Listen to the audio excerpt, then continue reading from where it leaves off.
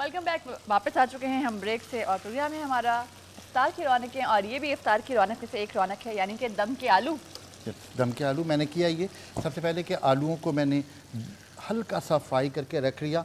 उसके बाद मैंने इसका शोरबा बनाया। तेल में पहले मैंने प्याज डाली, अदरक डाली, दही डाला और फिर आखिर में मैंने थोड़े से मसाले डाल करके इसमें नमक और मिर्चें डालकर और मैंने टमाटर डाले और ये मैंने इसका इस तरह बना लिया। और ये इसके अंदर में आलू डाल रहा हूँ। ये आलू डालकर बस 1 मिनट के बाद हम इसे निकाल कर सर्व कर सकते हैं। ओके तो ये मैंने इसमें आलू मिक्स करने हैं और सर्व करने हैं।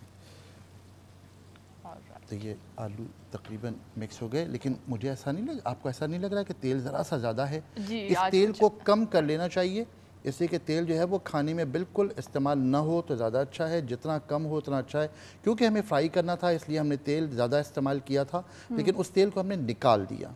और ये तेल निकाल देना ही अच्छा है, इससे कि बहुत ज़्यादा हैवी खानों को इस्तेमाल करना बहुत अच्छा नहीं होता।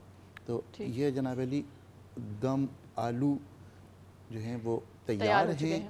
और अगर आपकी इजाज़त हो तो मैं ये नीचे रख दूँ। बिल्कुल, ये मैंने नीचे रख दिया। ये जनाब दम आलू अच्छा, तैयार काफ़ी है। क्विक रेसिपी थी, है ना? जी अगर आलू मतलब पहले पकाने से के एतबार से अगर देखा जाए तो वैसे तो बहुत सारी रेसिपीज क्विक होती हैं। जी जी। सबसे क्विक रेसिपी कौन सी होती है? सबसे क्विक रेसिपी कौन सी होती है? हाँ, जो किस तरह की बात कर रहे हैं? अंडे को बॉईल करना। अच्छा, क्या ख्याल है, नहीं होता ऐसा?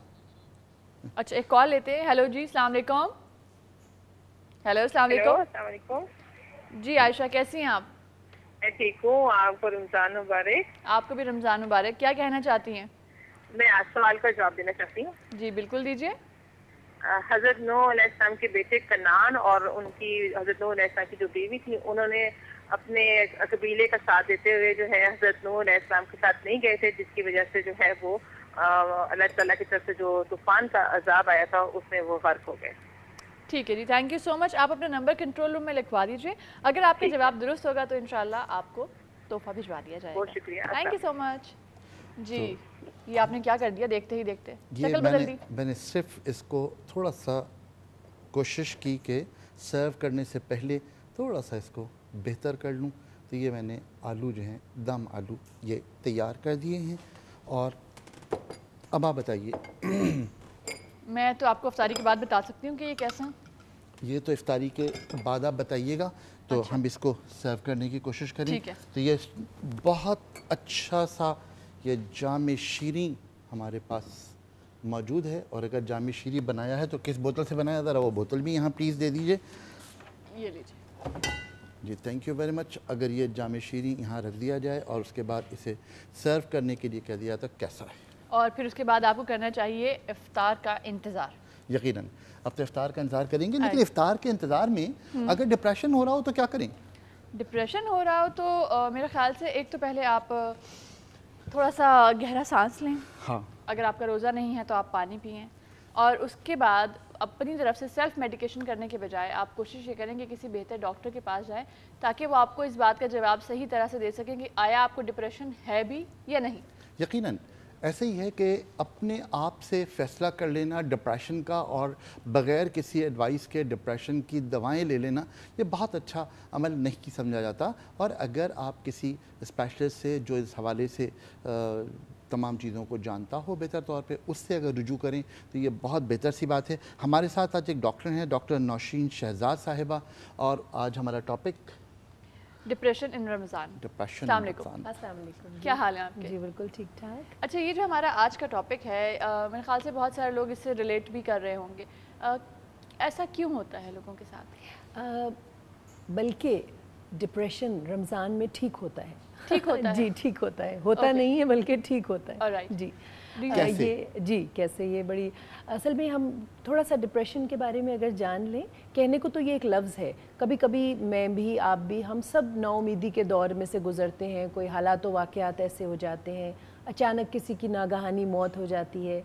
अगर 2-3 हफ्ते तक वो इंसान बहुत नाउमीद रहे और कोई काम करने का जज्बा ना रखे, बिल्कुल उसके अंदर से जैसे ताकत ख़त्म हो गई हो, तो हम कहते हैं कि ये डिप्रेस्ड है आजकल, और आजकल ये उदासी में है।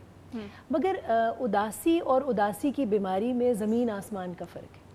ٹھیک ہے, اداسی تو ہم سب میں ہوتی ہے. اگر یہی اس کے سمٹمز بالکل چلتے رہیں اور 3 ہفتے 1 مہینہ حتیٰ کہ 6 مہینے گزر جائیں, تو اب آپ سمجھیے کہ یہ اداسی نہیں ہے بلکہ یہ اداسی کی بیماری ہے. اداسی کی بیماری ہے.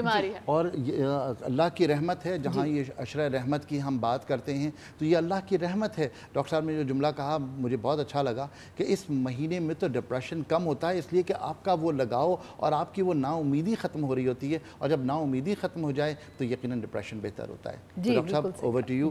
ہم آپ اور آپ کے بالکل آپ کی بات بڑی اچھی ہے کہ پاکستان میں تقریباً 100 میں سے 30% لوگ جو ہیں وہ ہمارے ڈاکٹروں کے اس کے مطابق ڈپریشن کے مرض میں مبتلا ہیں, اور اس کا فوری علاج بہت ضروری ہے, کیونکہ یہ بھی ایک بہت بڑی وجہ ہے کہ ہم ایز اے قوم بہت زیادہ ایکٹیولی کام کیوں نہیں کر رہے. یقیناً ایک تو ڈپریشن ہے اور پھر سائیکوسومیٹک میڈیسنز, سائیکوسومیٹک جو ہماری بیماریاں ہیں اس کی وجہ سے بھی بہت سارے مسائل پیدا ہو رہے ہیں. یہ بات ہے. ٹھیک ہے آپ ڈاکٹر صاحب, آپ کے اور بہت سارے لوگوں کے درمیان ہم حائل نہیں ہو رہے, پلیز. نہیں, آپ نے بہت اچھی بات کا سلسلہ شروع کیا. جیسا کہ ابھی انہوں نے ایک بات کی بڑی اچھی کہ رمضان جو ہے اس کی آمد کے ساتھ جہاں اور برکتیں نازل ہوتی ہیں وہاں ایک آبزرویشن ہے, ایک کلینیشین کی آبزرویشن ہے کہ جو ڈپریشن ہے اس کا مرض بھی کم ہوتا ہے. تو ہم اسی نوٹ کے ساتھ اپنے سامعین اور ناظرین کو اس پروگرام OPD میں ویلکم کہتے ہیں, جو ہمارا پروگرام دیکھ رہے ہیں اور سن رہے ہیں. اور اس پروگرام میں آج جو موضوع ہے وہ ہے ڈپریشن اور رمضان, یعنی ان دونوں کا آپس میں کیا تعلق ہے, ہم اس موضوع پہ بات کریں گے. اور میں آپ کو ویلکم کہتی ہوں. اس میں آپ کی ہوسٹ ہوں نوشین شہزاد, سائیکالوجسٹ, اور آپ اس پروگرام میں شامل ہونے کے لیے ان ٹیلی فون نمبرز پہ کو غور سے سن لیجئے اور ڈائل کیجئے 021-353-05778 اور 021-353-05779. اور اس وقت ہم لائیو ہیں ہیلتھ ٹی وی پر اور ضیاء الدین یونیورسٹی FM 98.2 ریڈیو پر. تو اب ہم اپنی گفتگو کا باقاعدہ آغاز کرتے ہیں. جیسا کہ ابھی پہلے ذکر ہوا کہ اداس ہو جانا یا سماجی اور کسی بھی کیمیائی تبدیلیوں کی وجہ سے آپ کا ڈپریشن میں مبتلا ہو جانا, اس وقت یہ ایک بیماری کی صورت کہلائے گا جب آپ کا چھوٹے چھوٹے اہداف بھی آپ نہ بنا سکیں. چھوٹا سا گول بنائیں اور اس کو پورا نہ کر سکیں, یا کوئی گول بنا ہی نہ سکیں, اور آپ کے بیچ میں نا امیدی بہت زیادہ آ جائے, کام کرنے کا جذبہ ختم ہو جائے, اور آپ کو یہ لگے جیسے کہ دنیا بس اب ختم ہو چکی ہے اور آپ کو اپنی کوئی حیثیت محسوس نہ ہو. بار بار آپ کو رونا آئے چھوٹی سی بات پہ بھی. اگر آپ کا کوئی بھی چاہنے والا یا آپ کے ارد گرد رہنے والا یا آپ خود محسوس کریں کہ آپ کو اس قسم کے کچھ سمٹمز محسوس ہو رہے ہیں, تو یہ اداسی کے سمٹمز بھی ہو سکتے ہیں, اور اگر یہ بہت عرصہ چلتے ہیں تو پھر یہ اداسی کی بیماری بھی بن سکتے ہیں. اداسی کی بیماری جو ہے وہ اسی طرح ہے کہ ڈپریشن, جس کو ہم عام لفظوں میں کہتے ہیں, کہ یہ جن چیزوں سے ٹھیک ہوتی ہے وہی کام کرنا ایک ڈپریسڈ آدمی کے لیے بہت مشکل ہو جاتے ہیں. اب یہ جن چیزوں سے ٹھیک ہوتی ہے آپ وہ کام کرنا شروع کر دیں تو ڈپریشن ٹھیک ہو جائے گا, مگر مسئلہ یہ ہے کہ وہ کام ہی تو کیے نہیں جاتے, چھوٹے سے گولز بنائے نہیں جاتے, اور پھر ان گولز کو پورا نہیں کیا جاتا. تو جب یہ سب کچھ ہونے لگے تو آپ سمجھ جائیں کہ یہ توجہ طلب بات ہے. اگر ہم اس کے کچھ ایسے اس کی علامات پہ جائیں جن کو ہم یہ سمجھتے ہیں کہ ہم ڈیٹیل سے بات کریں, تو ہم اپنی گفتگو کے ساتھ ہی ایک کال لیتے ہیں. السلام علیکم, welcome to the program OPD. Hello hello جی فرمائیے. السلام علیکم. جی وعلیکم السلام. میڈم اشفاق بول رہا ہوں لاہور سے. جی آپ کی آواز تھوڑا کم آ رہی ہے, آپ تھوڑا سا اونچی آواز میں بات کیجیے. جی میڈم آپ آئیے بات.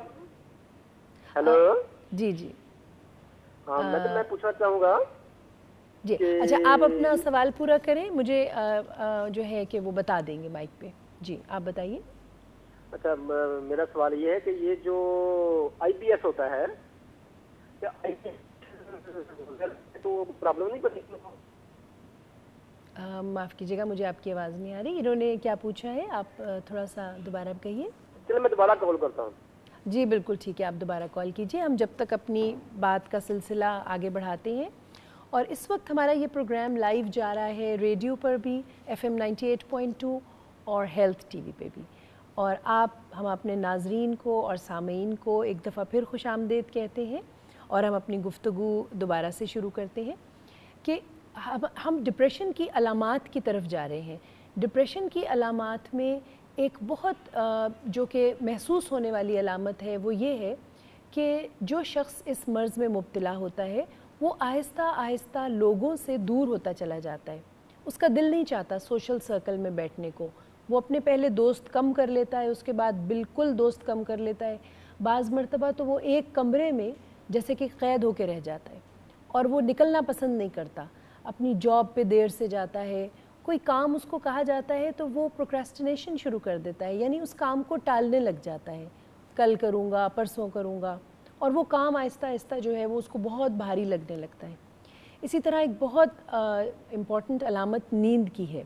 ہم اسی نوٹ کے ساتھ ایک کال ریسیو کرتے ہیں. السلام علیکم. وعلیکم السلام محترم ڈاکٹر صاحبہ، کیسی ہیں آپ؟ جی میں بالکل ٹھیک ہوں. جمعۃ المبارک آپ کو مبارک ہو. رمضان کی بھی فضیلت سے آپ کے لیے دعا کا خواستگار ہوں. جی آپ کو بھی جمعہ مبارک ہو. معزز ڈاکٹر صاحبہ، میں نانا بھی ہوں، دادا بھی ہوں. جی تو میرے مسائل جو ہے وہ ذہنی تناؤ کا شکار آپ سمجھ سکتی ہے، معاشرتی پرابلم کی بنا پر.